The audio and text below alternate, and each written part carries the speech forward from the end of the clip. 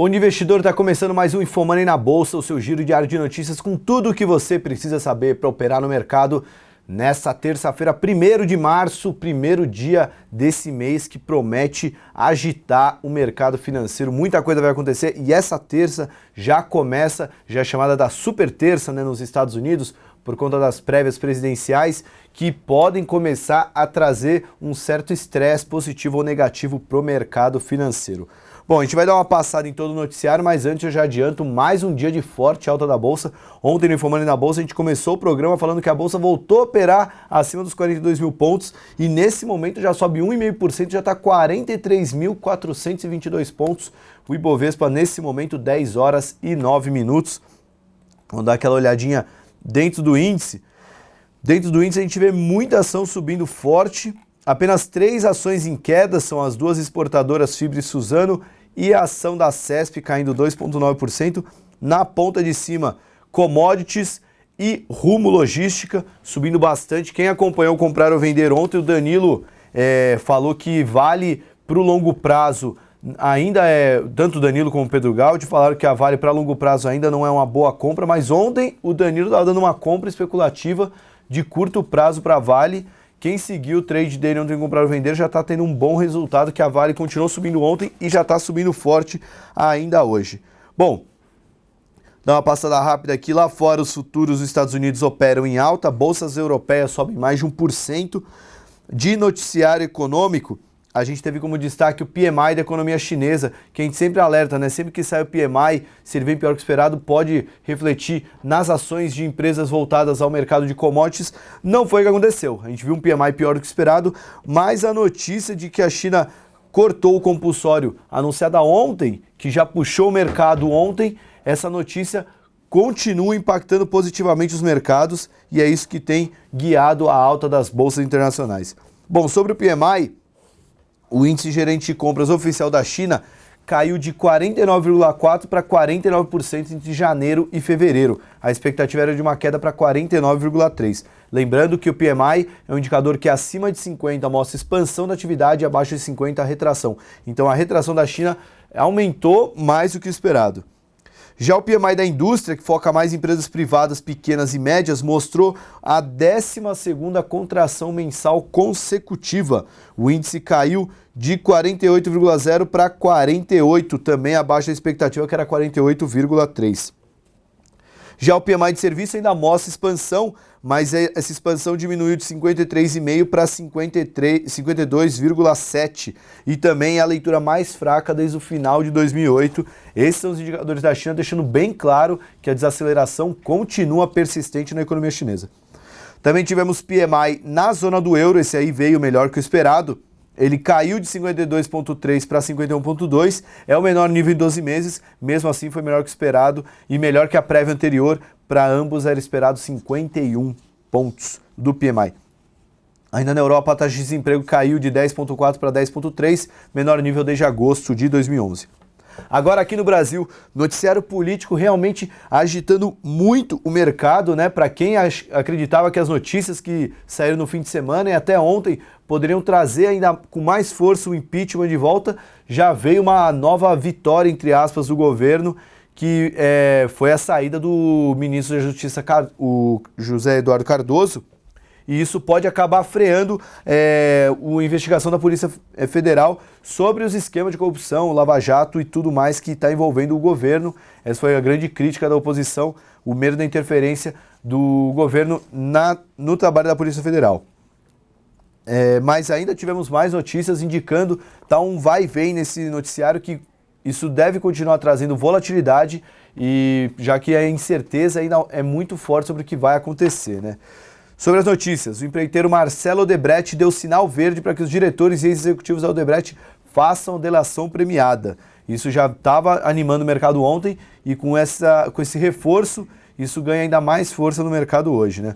Ele não apresentou resistência ao ser informado que eles estudam colaborar com a justiça, contudo, Marcelo resiste em ele mesmo ser um dos delatores. Já o ex-presidente Lula entrou com um pedido de habeas corpus preventivo na última segunda-feira para não ser conduzido ao Ministério Público de São Paulo. Segundo a assessoria de imprensa do Instituto Lula, ele protocolou o pedido junto com as explicações escritas a respeito da investigação sobre o seu suposto triplex no Guarujá e não irá falar em audiência por conta das infrações cometidas pelo Ministério Público. Passando agora para pedaladas fiscais, o ministro do Tribunal de Contas da União, Augusto Nardes, e o advogado-geral da União, Luiz Inácio Adas, participam de reunião em audiência pública sobre a prestação de contas da presidente da República, Dilma Rousseff, no exercício de 2014. Em questão, as manobras contábeis que ficaram conhecidas como pedaladas fiscais serão discutidas hoje às 3 horas da tarde, segundo informações da Agência Senado. Para fechar a pauta doméstica, hoje, primeiro dia de Copom, expectativa é de que os juros se mantenham em 14,25% ao ano, com o grande consenso, né? A gente teve uma surpresa em janeiro, mas o grande consenso já indica que deve ser mantido os juros. Com isso, a expectativa fica comunicado que vai vir depois da reunião. Em relatório, então, o Unibanco projeta que, por conta da inflação surpreendendo para cima nos últimos meses e da recessão severa, o Banco Central não poderá elevar os juros por enquanto, mas com o arrefecimento da inflação no fim do ano, ele deve fechar 2016 com uma Selic em 12,75%. São 3 cortes de meio ponto percentual que o Itaú trabalha, os 3 a partir do segundo semestre do ano. Para fechar, a super terça nos Estados Unidos, quando hoje 12 estados realizarão suas eleições primárias para decidir quem vai ser o candidato republicano e quem vai ser o candidato democrata, né? O mercado tenta aproveitar essa data para tentar realmente começar a projetar a disputa já em novembro, com a proximidade de uma definição sobre cada candidato, e a Hillary corre como favorita dentre os democratas, enquanto Donald Trump corre como favorito dos republicanos. Contudo, do lado dos republicanos, estuda-se a chance de uma terceira via caso Trump assuma, já que ele não tem um consenso dentre o pessoal do partido, né? Ele tem muito apoio popular, mas não dentro do partido. Bom, agora passar para os destaques corporativos. Nesse momento, 10 horas e 15 minutos, Ibovespa subindo 1,54%. Vamos dar uma olhada aqui nos destaques corporativos. Rumo subindo 8,3%, na semana já sobe 21%. Vale 3 aparece com a segunda maior alta, Gerdau, CSN, Oi, Vale 5, Petrobras, Bradespar. É o time commodities e também a Rumo, né? E a Oi também aparece aqui entre as maiores altas. Só uma correção aqui, agora está aparecendo a CESP entre as maiores altas. Aquela cotação que eu falei da CESP de queda, na verdade, é que a ação não tinha aberto, então ela estava com a cotação de fechamento de ontem.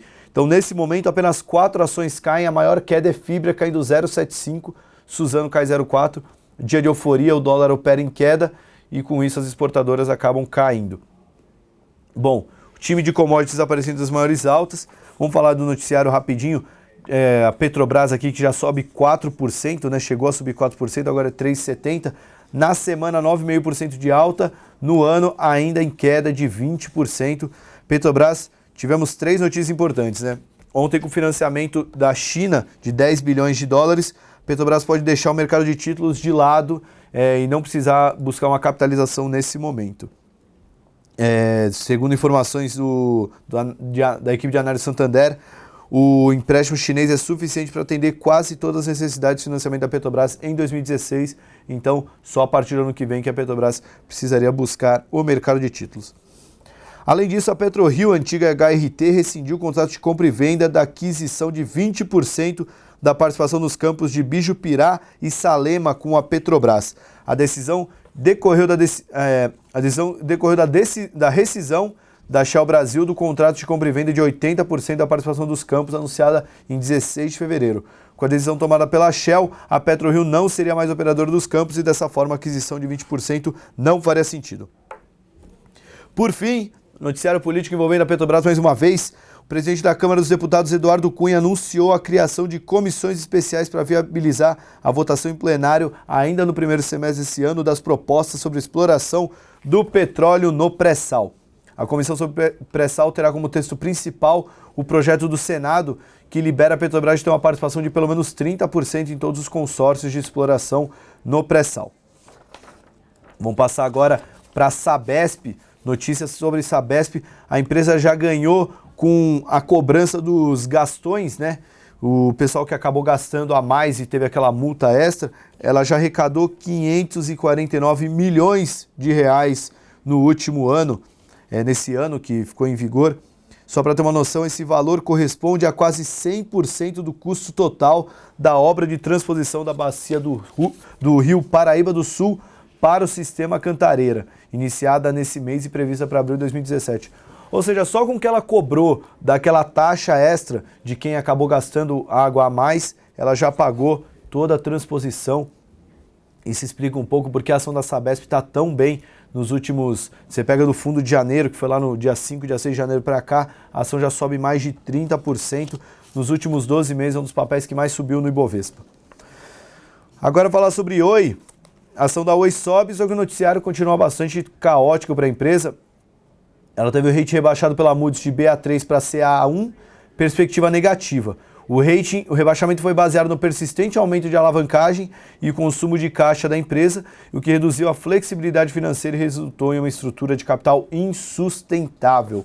Palavras bem pesadas da Moody's sobre a companhia de telecomunicações que sofreu na bolsa agora recentemente por conta da desistência do bilionário russo Mikhail Fridman, que ia aportar um dinheiro na Oi se rolasse a fusão com a TIM. A Telecom Itália, que é a controladora da TIM, já falou que isso não vai acontecer. Com isso, o Mikhail tirou o cavalinho da chuva. A ação caiu muito forte ontem, hoje está se recuperando, subindo 4%, mas ainda no ano cai 35%. Nos últimos 12 meses cai 80% as ações da Oi. Passar agora para recomendações. Cielo, recomendação rebaixada de compra para manutenção pelo Santander e o preço-alvo foi de R$ 47 para R$ 36 reais.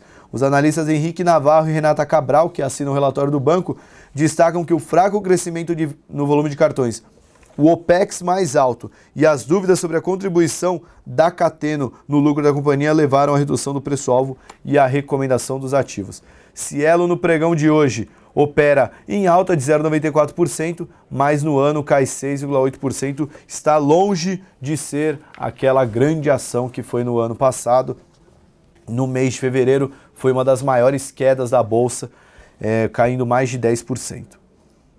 CSN voltou a considerar a possibilidade de fazer uma parceria ao invés de vender integralmente a Sepetiba Tecon, terminal de contêineres arrendado que explora no porto de Itaguaí. Segundo apurou o Valor Econômico, a ação sobe hoje também pela euforia com o mercado internacional.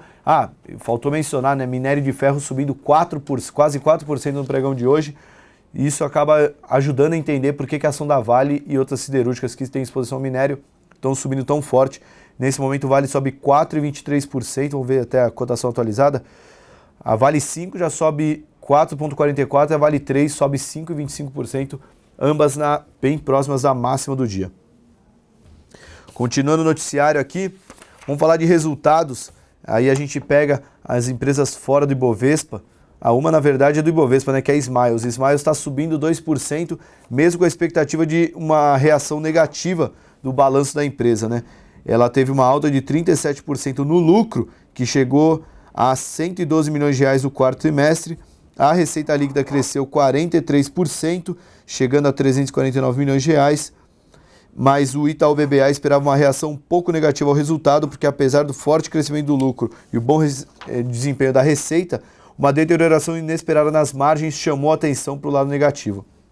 Vale mencionar que a Smiles entrou em evidência no final da semana passada por conta da notícia de que ela ia adiantar a compra de passagens da Gol e acabar injetando R$1 bilhão na Gol, e isso acabou afetando fortemente as ações da Smile e ajudou a impulsionar as ações da Gol nos pregões seguintes, né? A Gol nos últimos 2 pregões subiu muito forte e hoje já sobe mais 2,60%.